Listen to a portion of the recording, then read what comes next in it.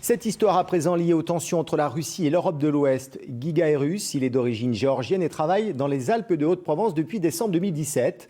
Plusieurs fois débouté du droit d'asile, il souhaite malgré tout rester en France avec sa famille.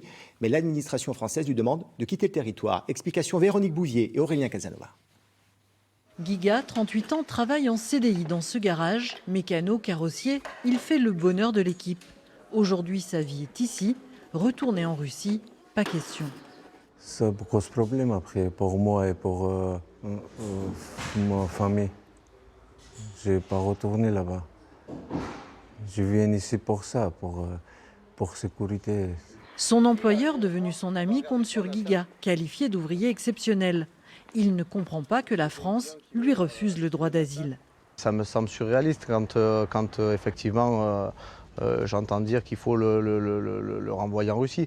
Il a sa femme, son fils, comme je disais, qui repartent en Russie déjà pour sa sécurité. Son fils est scolarisé, il parle mieux français, il ne parle pas russe.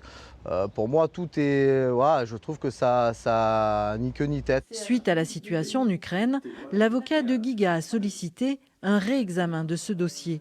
La préfecture doit se rendre compte que la géopolitique peut s'inviter dans le beau département des Alpes de Haute-Provence et qu'effectivement la situation en Ukraine a des conséquences sur un jeune homme marié avec un enfant d'origine russe. Pour la préfecture, Giga n'est pas un opposant politique. Il n'est donc pas considéré comme réfugié, même si cela peut sembler inhumain.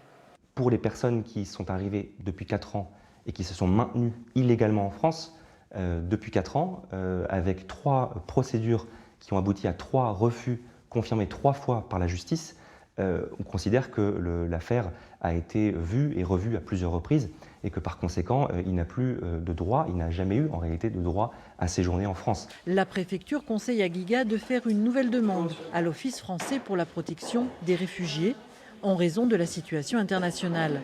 Faute de quoi, l'obligation de quitter le territoire français s'appliquera.